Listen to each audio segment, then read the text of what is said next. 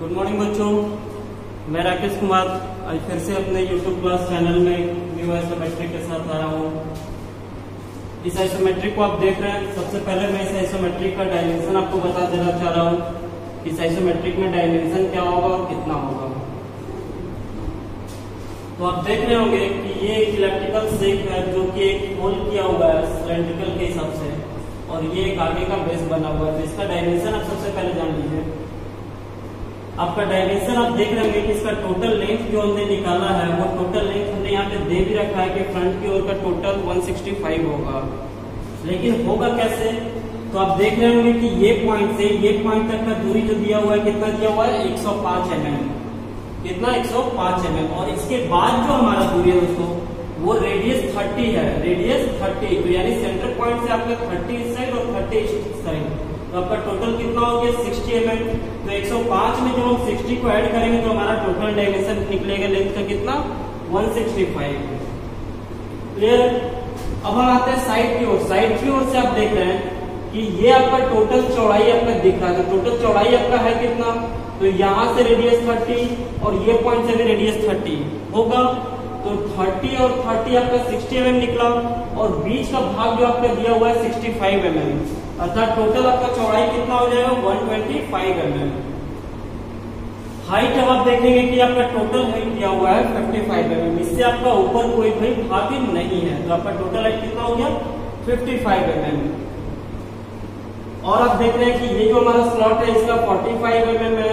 इसका जो डीप गहराई दिया हुआ वो 20 mm का है। ये बीट का जो मोटाई है वो 10 mm का है। नीचे से इसका हाइट जो उठा है वो 40 mm है। छोटा वाला जो अंदर में इलिप्स का शेप बना हुआ है उसका रेडियस 20 है और बड़ा वाला का रेडियस 30 है। तो इतना डायमेंशन आप देख रहे होंगे, समझ रहे होंगे कि कौन सा डायमेंशन किधर से दिया हुआ है और कितना दिया हुआ है। तो चलिए हम चलते हैं इसका ऑर्थोग्राफिक के लिए। तो ऑर्थोग्राफिक के लिए आप देख रहे होंगे कि जिस प्रकार मैंने ब्लॉक तैयार कर रखा है पहले से, जो कि लेंथ कितना होगा, फ्रंट के लिए हमारा लेंथ कितना होगा, हाइट कितना होगा, तो हाइट मैंने यहाँ पे दे रखा है 55। साइड के लिए हमारा ब्रेथ कितना होगा, हाइट कितना होगा, टॉप के लिए हमारा लेंथ कितना होगा, तो आप देख रहे हैं इसके बराबर का ये हमारा लेंथ होगा और ब्रेथ आपका ये होगा। क्लियर है।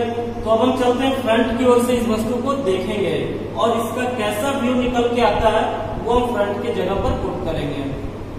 तो आप देख रहे हैं दोस्तों कि टोटल जो आपका लेंथ का जो भाग था वो कितना था 65। ये पॉइंट से लेकर आपका एंड के लास्ट का जो इलिप्स का जो पॉइंट है उस पॉइंट तक में, तो आपका टोटल 165 निकला। 165 का ये हमारा राइट पोर्शन और ये आप मान के चले लेफ्ट पोर्शन। तो राइट पोर्शन से आप देख रहे हैं कि आपका जो ये हाइट उठा है कितना उठा है 40 mm। तो हम भी क्या करेंगे यहाँ से 40 mm का एक पॉइंट डालेंगे। 40 mm का जो पॉइंट उठा है दोस्तों वो कितना दूरी में गया है, तो 105 के दूरी में। तो हम भी जो ये लाइन लेंगे वो लाइन हमारा कितना दूरी में होगा 105 के दूरी में होगा। ठीक है।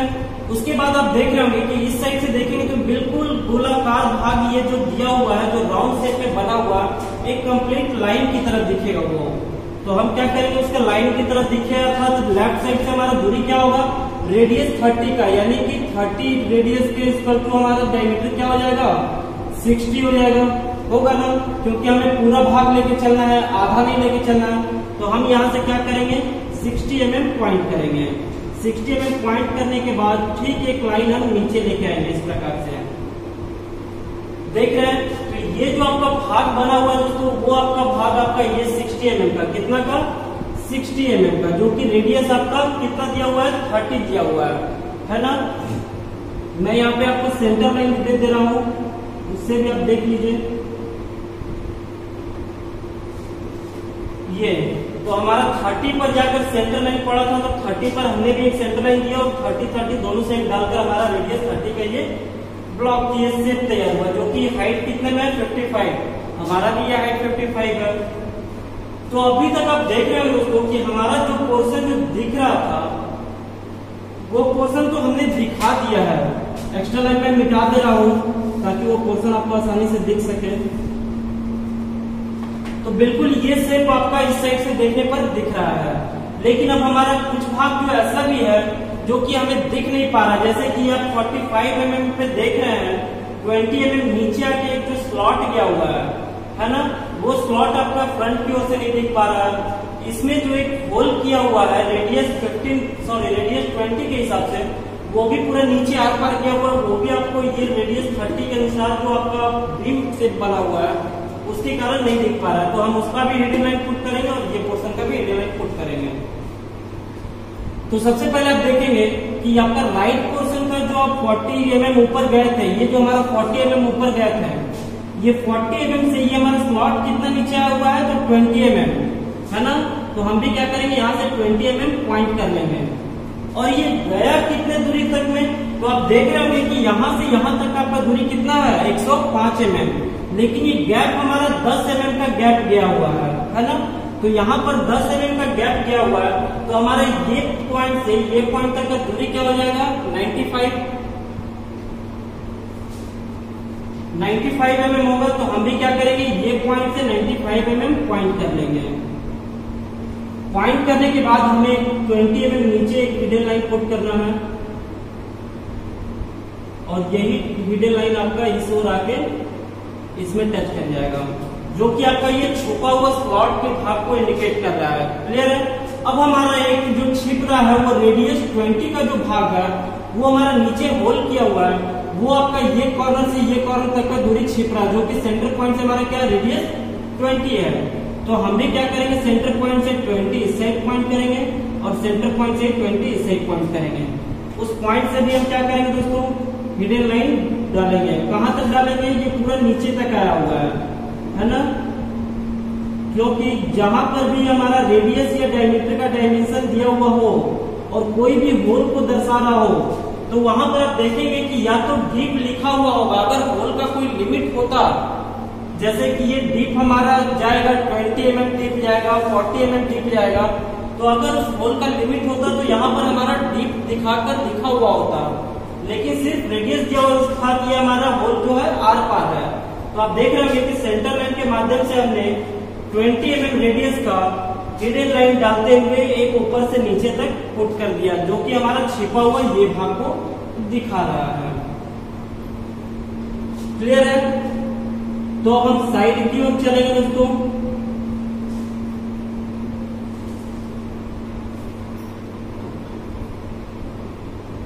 आपका फ्रंट व्यू बनकर तैयार हो गया है। अब हम साइड की ओर आते हैं। तो साइड की ओर से देख रहे हैं तो हमारा टोटल जो चौड़ाई वाला भाग था वो कितना दिख रहा था, 125 mm, और उसमें हाइट भी हमें दिख रहा था, तो वो कितना 55 mm, जो कि 125 और 55 आप यहाँ पर पहले से देख रहे हैं। तो अब बात है कि हमारा जो सेंटर पॉइंट से जो सेंटर जो हमारा लाइन दिया गया है वो हमारा कितना 65 mm पे है, अर्थात सेंटर पॉइंट से रेडियस 30 का इधर छोड़ा गया है और रेडियस 30 इधर भी छोड़ा गया है। तो हम भी क्या करेंगे, सेंटर पॉइंट से इधर एक 30 mm पॉइंट करेंगे और इस कॉर्नर से भी 30 mm पॉइंट करेंगे। 30 mm पॉइंट करने के बाद हम क्या करेंगे कि आपका जो लाइन गया हुआ है नीचे तक का, ये वाला कॉर्नर जो आप देख रहे होंगे, इलिप्स का जो एंड पॉइंट दिख रहा है, वो लाइन एक नीचे गया हुआ है, जो कि आपका एक लाइन आपको कंप्लीट दिख रहा है नीचे तक में, है ना। अब बीच का जो हमारा भाग है वो कितना है 65। तो बीच का जो भाग हमारा ये पॉइंट था, ये आपको आप इसका सेंटर भी ले सकते हैं।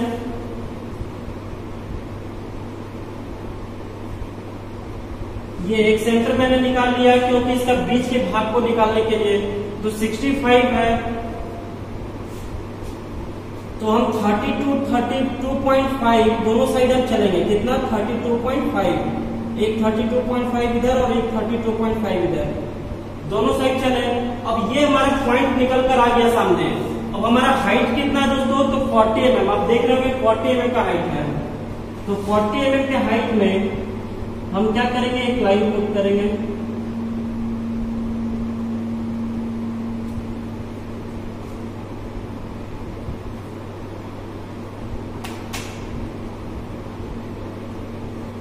mm के हाइट में।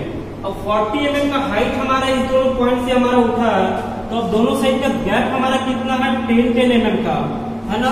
तो हम भी यहाँ से 10 mm का लाइन चलेंगे और इस साइड से भी एक 10 mm का लाइन चलेंगे।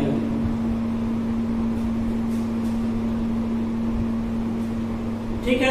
उसके बाद वो लाइन हमारा नीचे आया कितना 20 mm, तो हम भी क्या करेंगे 20 mm नीचे लेके आएंगे इस साइड से भी, और इसे इसमें मिलाकर टच करवा देंगे। जो कि आप देख रहे होंगे कि यहाँ पर भी 20 mm नीचे आने के बाद ये दोनों लाइन को मिला दिया गया है।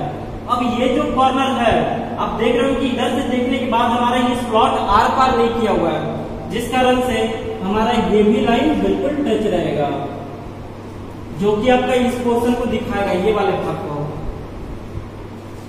ठीक है। अब जो हमारा हिडन लाइन पड़ेगा वो हमारा सेंटर लाइन किस पे पड़ेगा, जो कि हमारा रेडियस 20 mm का दोनों साइड का जो इलिप्स कटा हुआ है वो हमारा दिख नहीं पा रहा है इस दीवार के कारण, है ना। तो हमारा सेंटर पॉइंट से 20 mm दोनों साइड चल के हिडन देना होगा कितना तक, पूरा नीचे 55 तक। तो यहाँ से सेंटर पॉइंट जो हमने मारा था यहाँ पर दोनों साइड से 30 mm आने के बाद, तो हम यहाँ से क्या करेंगे 20 mm इस साइड पॉइंट करेंगे और 20 mm इस साइड पॉइंट करेंगे। तो 20 mm पॉइंट करने के बाद हम एक हिडन लाइन डाल रहे हैं, जो हिडन लाइन हमारा रेडियस 20 का होगा।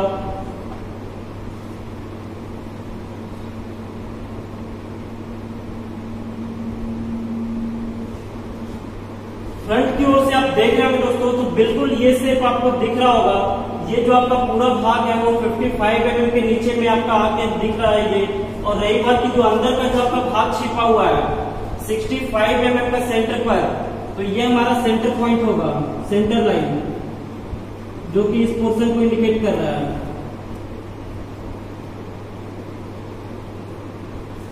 आप ये भी सेंटर लाइन को आप फॉलो करके देख सकते हैं कि ये आपका इस पोर्शन को इंडिकेट कर रहा है, सेंटर लाइन, है ना। इसलिए मैंने यहाँ पर ये सेंटर लाइन आपको डाल के दिखा दिया है कि आपका सेंटर लाइन किस कॉर्नर को जाके टच कर रहा है। तो आप देख रहे होंगे कि ये सेंटर लाइन है और इसके बगल का जो हिडन लाइन है, सेंटर लाइन कैसे पता चल रहा है, क्योंकि ये ऑब्जेक्ट से बाहर निकला हुआ है ना। दोनों ऑब्जेक्ट से बाहर निकला हुआ है और ये आपका हिडन लाइन है, जो कि हिडन लाइन हमारा छिपे हुए भाग को दर्शा रहा है, जो कि रेडियस हमारा कितना है 20 का। तो आप देख रहे होंगे कि फ्रंट से हमारा जो भाग दिखना था वो भाग मैंने दिखा दिया है, और जो छिपने वाला भी पोर्शन था वो भी मैंने हिडन लाइन के माध्यम से दिखा दिया है।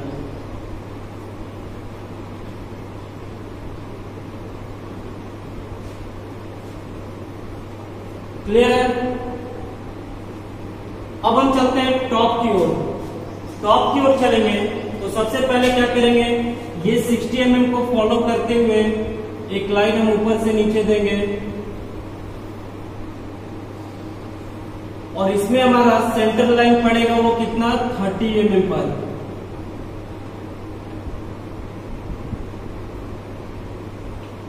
क्योंकि आप देख रहे होंगे कि आपका लेफ्ट कॉर्नर से 30 mm इधर गया हुआ है और राइट कॉर्नर से भी 30 mm इधर आया हुआ है, यानी बीच का जो हमारा भाग होगा दोस्तों वो कितना होगा 65 mm। अब ये 60 का भी हम क्या करेंगे, सेंटर लाइन एक डालेंगे,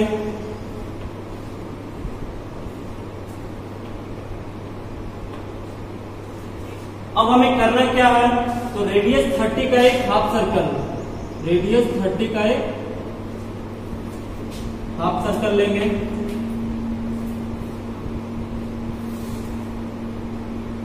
ठीक इस शेप में। उसी प्रकार से नीचे भी हमारा रेडियस 30 का एक हाफ सर्कल जाएगा,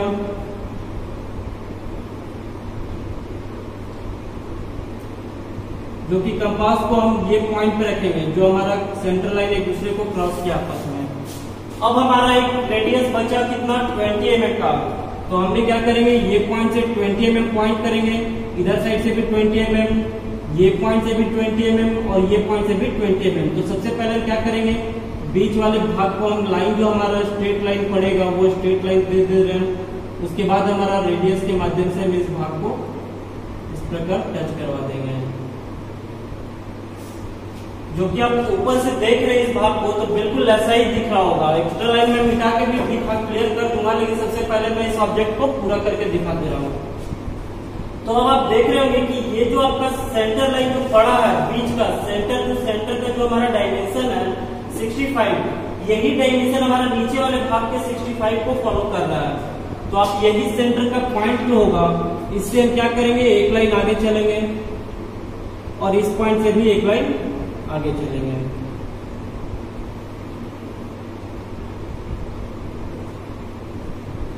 क्लियर है? उसके बाद मैं एक्स्ट्रा लाइन मिटा दे रहा हूं, जो एक्स्ट्रा लाइन नहीं होना चाहिए। जहां तक हमारा ऑब्जेक्ट जो दिख रहा है उसी ऑब्जेक्ट को सिर्फ रहने देंगे।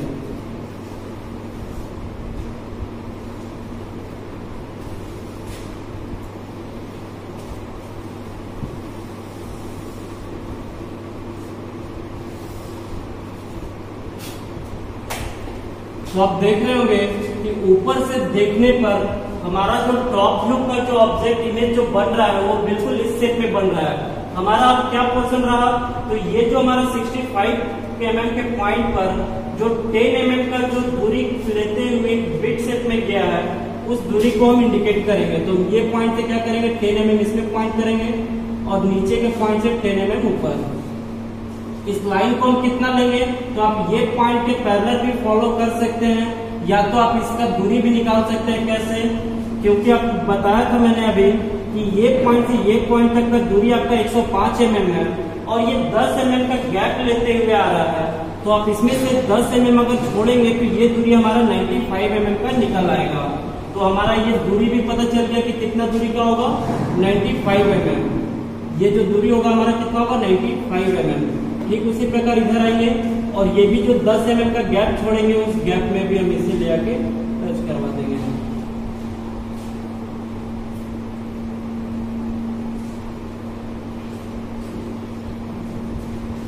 तो आप देख रहे हैं दोस्तों कि हमारा जो ऑर्थोग्राफिक है इस आइसोमेट्रिक को देखते हुए मैंने तैयार कर दिया है और आपसे भी उम्मीद करता हूं कि इस आइसोमेट्रिक को भी बनाने की कोशिश करें, क्योंकि मैंने इस प्रकार से इससे रिलेटेड बहुत सारे आइसोमेट्रिक आपको बनाकर भी दिखाया है कि कैसे बनेगा। तो कोशिश करेंगे आप इस आइसोमेट्रिक को भी बनाने का और उसके बाद इस ऑर्थोग्राफिक को भी बनाने का आप प्रयास करेंगे। तो ठीक इसी के साथ हमारा आज का क्लास यही एंड होता है। नेक्स्ट क्लास में मैं नेक्स्ट टॉपिक के साथ आऊंगा।